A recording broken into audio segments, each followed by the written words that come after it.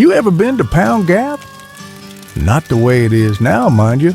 I'm talking about the old road. Back when it was nothing but ruts and mud snaking through timber so thick you couldn't see the sky. That road had a way of taking more than it gave. Folks said it didn't matter much what you carried up that mountain, money, secrets, desperate hopes. You'd come back down with less than you started. This here's a story about a man named Virgil Stratton and a choice he made in a hungry year. 1877 was cruel in eastern Kentucky. Crops had failed 2 seasons running, and winter was coming on cold. Virgil thought he understood the cost of survival. He was wrong about that. Some bargains don't show their true price until the smoke clears and you're standing alone in the ashes, wondering how you got there. I reckon we've all faced moments like that. Times when necessity pushes us toward choices we'd never make in better days. The question ain't whether we'd do the same. It's whether we'd recognize the trap before it closed. If you're settling in for a spell, I'm mighty glad to have you here. And if these mountains are new to you, I'd be grateful if you'd subscribe and join me for more stories from this porch. Tales like this one need telling, and they need folks willing to listen. Virgil Stratton lived about 4 miles south of Pound Gap, in a hollow so narrow you could damn near touch both ridge walls if you stretched. His cabin sat where Lick Fork Creek bent around a stand of sycamore, good water, decent timber, soil that grew corn when the weather cooperated. He was a good man, far as most could tell, worked hard, kept his head down, loved his wife Cora and their 3 children fierce as any father could. 2 boys who helped with the woodcutting, and a girl no more than 6. But 1876 had been cruel, and 77 hadn't improved matters none. By October, the family was eating boiled acorns and whatever squirrel the boys could trap. The girl had started looking hollow-eyed. The kind of hollow that don't come from missing one meal, but from missing too many.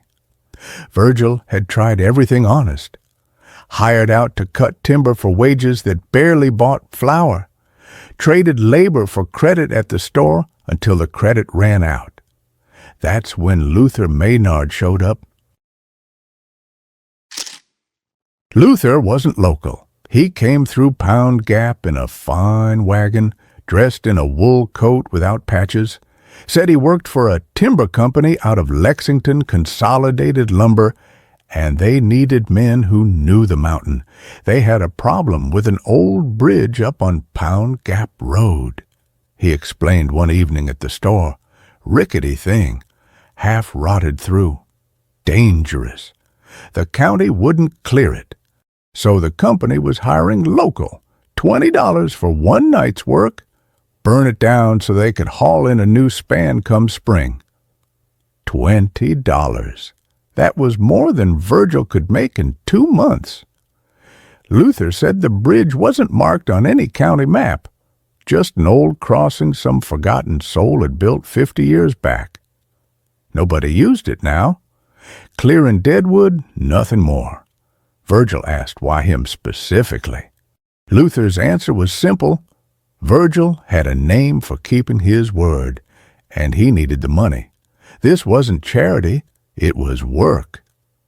That night, walking home through cold sharp enough to burn his lungs, Virgil told Cora about the offer. She looked at the empty meal barrel and the children sleeping 2 to a blanket, then asked the only question that mattered. Then why's he paying so much? Virgil didn't have an answer, but he'd already made his choice. 3 days later, Luther returned with tools, an axe, a pry bar, 2 tins of kerosene, sulfur matches, gave Virgil directions to the crossing at Straight Creek, told him to wait until after midnight, when the road was empty. He paid $10 up front, half now, half when finished, and said it was best not to mention this to folks. The company didn't need rumors starting. Virgil spent that $10 the next morning, bought flour and cornmeal and a slab of bacon thick enough to make Cora's eyes shine. The children ate until their bellies were full for the first time in months. Watching them, Virgil felt certain he was doing right. But that hollow feeling in his gut, the one that had nothing to do with hunger, that didn't go away. The night Virgil climbed Pound Gap Road, the sky was clear and cold enough to see every star. He carried the tools in the canvas sack, feeling the weight of the kerosene tins knock against his ribs with each step. The road was steep and the ruts were frozen hard. He found the split oak Luther had mentioned, a big old white oak struck by lightning years back. And past that, the road narrowed toward the sound of running water. Straight Creek. The bridge wasn't much to look at. Maybe 12 feet long, built from rough-cut timbers blackened with age. Virgil tested the planks with his boot. Solid enough, despite what Luther had claimed. No rot he could see. He pried up the first plank with the bar. It came loose easy, nails squealing in the cold. He stacked the planks on the near side, doused them with kerosene, then soaked the support beams. The smell was sharp and wrong in the clean mountain air. He struck a match. The fire took fast. Flames ran up the planks like they were hungry, licking at the old wood, turning orange and then white-hot. Virgil stepped back, feeling the heat on his face, watching the bridge collapse into the creek in a shower of sparks. And that's when he heard the shouting. It came from up the slope, beyond a low ridge maybe 100 yards off. Men's voices, panicked and rough. Then he saw the glow, not from his fire, but from somewhere deeper in the timber. Another fire, bigger, spreading fast. The wind had been blowing steady from the creek all night, carrying embers up through dry brush and deadfall toward something Virgil hadn't known was there. He ran toward the sound, stumbling through underbrush. When he crested the ridge, he saw it. A whole hillside lit up, flames chewing through stacks of cut timber. Fresh logs, not deadwood, dozens of them, maybe hundreds, piled in long rows like they were waiting for a mill. Men were running, trying to beat the fire back with coats and shovels, but it was already too far gone. One of the men saw Virgil standing there, face lit by the flames, turned and pointed, shouting something Virgil couldn't make out, over the roar. Virgil ran back down the slope, across the creek where the bridge had been, and kept running until his legs gave out. He made it home before dawn. Cora took one look at him, soot-streaked, shaking, and heated water so he could wash, then sat him by the fire until the trembling stopped. She asked no questions. 2 days later, Luther Maynard showed up with the other $10. He mentioned hearing about some excitement up on the gap, said it was a shame about that timber, but the bridge was gone, and that's what mattered. They were square. He left before Virgil could ask anything else. Over the next few weeks, rumors started spreading through Pike County. Folks said a lumber company had been cutting timber on federal land up near Pound Gap, land they had no rights to. Said they'd been stockpiling logs all summer, fixing to haul them out before anyone noticed. Then a fire destroyed the evidence. Convenient fire, no way to prove who cut what or where, and folks said the bridge that burned sat right on the property line, right where the boundary between private land and federal land was marked. Virgil never went back to Pound Gap Road? What answers might we avoid, I wonder, when asking the question costs more than we can bear? Winter came hard that year, but the Stratton family had food. Virgil bought supplies careful-like, spreading the $20 across different stores so no one would wonder. He worked when work was available, kept his head down, spoke to no one about that night. But silence has a way of speaking louder than words in a small community. It started with looks. Men at the store who used to nod greeting would turn away when Virgil walked in. Women found reasons to cross the road when they saw Cora coming. Nobody said nothing direct. That ain't the mountain way. But the chill was there, sharp as January wind. Then came the careful questions. One man mentioned hearing Virgil had gotten work with that Lexington company, said it must have paid good. Another remarked how funny it was, that fire starting right when it'd do the most good for certain folks. Virgil tried defending himself without admitting nothing, but the more he talked, the less folks believed. Because people had seen Luther Maynard's wagon, had seen him talking to Virgil, and when federal marshals came through asking questions about the timber theft, Luther was long gone. Folks tried tracking him. Turned out there was no Consolidated Lumber Company in Lexington. No records, no office, no nothing. Even the name was likely false. Just Virgil and the $20 and a bridge that burned on the exact spot that made proving timber theft impossible. The isolation grew quiet but complete. Virgil's boys had trouble finding work. The family wasn't shunned outright. Mountain folk don't abandon their own. But they were marked, set apart, and Virgil couldn't say for certain what he'd done wrong. He'd burned a bridge, sure, but he hadn't cut that timber, hadn't stolen from federal land. He was just a man who'd taken a job that seemed simple enough. Years passed like that. 3, then 5, then more. Virgil aged faster than he should have, his hair going gray early. He developed a way of looking past people instead of at them. One man who remembered the old days was Jasper Tackett. Jasper had been cutting timber in those hills for 40 years, and he'd worked the Pound Gap area back in the 1860s when the federal government first ran survey lines through. He'd seen the boundary markers go in, knew which creeks marked which lines. In 1889, 12 years after that night, a lawyer from Frankfort came through Pike County, sorting out land disputes. Timber companies were expanding fast, and boundaries needed clarifying. He brought old survey maps, property deeds, documents that went back 50 years.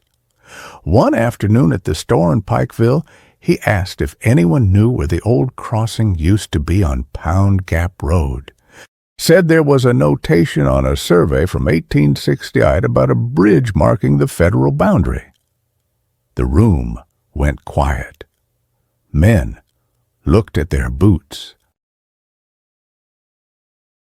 Jasper Tackett spoke up after the lawyer left, said he remembered when that bridge was built, back when he was working those ridges. A federal surveyor had driven an iron stake right at the north end, a boundary marker. That's why the bridge was there, not just for crossing, but for marking the line clean. He looked at the other men, and nobody met his eyes. Whoever burned that bridge, Jasper said quiet, either knew what they were doing, or somebody knew and paid a desperate man to do it for them. Virgil Stratton wasn't in the store that day, but word reached him anyway, the way word always does in the mountains. That night, Cora found him sitting on the porch in the cold, staring toward Pound Gap in the distance. "You didn't know," she said. Not a question. "No," Virgil said, "I didn't." "Does it matter?" Virgil thought about that for a long while. Thought about Luther Maynard's smile. Thought about the kerosene and the matches and the $10 up front. Thought about how a man can be guilty and innocent at the same time, depending on what questions you ask. "I reckon it don't," he finally said. "Not to anyone who matters." The survey map the lawyer had shown stayed in the county records. Never proved nothing legal, never brought charges against anyone, but it confirmed what the mountain had been whispering for 12 years. The bridge was the boundary, and the boundary was the proof. Burn the bridge, destroy the evidence. Use a hungry man to do it, then disappear. Simple, clean, effective. And Virgil Stratton carried that weight the rest of his days. Virgil lived another 18 years after that lawyer came through. He watched his children grow and marry and move away, not far, but far enough that the Stratton name might mean something different somewhere else. He grew old working timber and small plots, never asking for much, never expecting much given. Cora stayed beside him the whole way.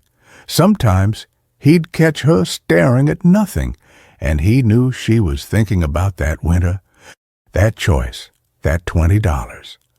They never spoke of Pound Gap Road again. The truth is, Virgil never knew the full scope of what happened that night. Never knew how much timber was stolen, or how many men were involved, or what Luther Maynard's real name might have been. All he knew was that he'd been used, that his desperation had been someone else's opportunity, that he'd traded his family's reputation for one winter of full bellies. And the cruel mathematics of it was this: even knowing what he knew, even carrying the weight he carried, if he went back to that November night in 1877 with his children's hollow eyes staring at him, he couldn't say for certain he'd choose different. That's the real devil's bargain, ain't it? Not that we sell our souls for riches, but that we sell them for need, for survival, for love of family, and the devil don't even have to lie to us. We lie to ourselves just fine. Virgil Stratton died in 1903 in his cabin by Lick Fork Creek. His sons buried him in the family plot on the ridge. If you go there today, not that I'm saying you should, you'll find a simple stone with his name and years. Nothing fancy, nothing that tells his story. But old folks in Pike County, the ones whose grandparents remember, they'll tell you about the fire on Pound Gap Road, about the bridge that marked the boundary and the man who burned it. They'll tell you Virgil was a good man who made a hard choice, or a foolish man who should have known better, or a victim of his own desperation. Depends who's telling it. What they all agree on is this: when you make a bargain in the dark, you don't get to choose what the light reveals. There's a lesson in Virgil's story that sits heavy, I reckon. It ain't about whether he was guilty or innocent. That line's too blurry for comfort. It's about the moment before the match strikes. That split second when you can still choose before the fire starts spreading in directions you can't control. We all face those moments, maybe not with bridges and federal land, but with choices that seem small at the time and turn out to carry weight we never imagined. The question ain't whether we'd do what Virgil did. Most of us would, if our children were hungry enough. The question is whether we'd recognize the trap before we stepped in it. Virgil spent near 30 years wondering if he could have asked better questions. If he could have seen Luther Maynard for what he was. If he could have found another way. But by then the bridge was ashes, and the boundary was gone, and all the wondering in the world couldn't change what was done. I reckon that's something worth thinking on, when the world offers you a deal that seems too good to be true. Have you ever faced a choice like that? One where need and conscience pulled in different directions, and the price of choosing wasn't clear until after? I'd be grateful to hear your thoughts if you're inclined to share them. And if this story found you at the right time, I'm glad you stayed with me through it. Take care now, and mind which bridges you burn.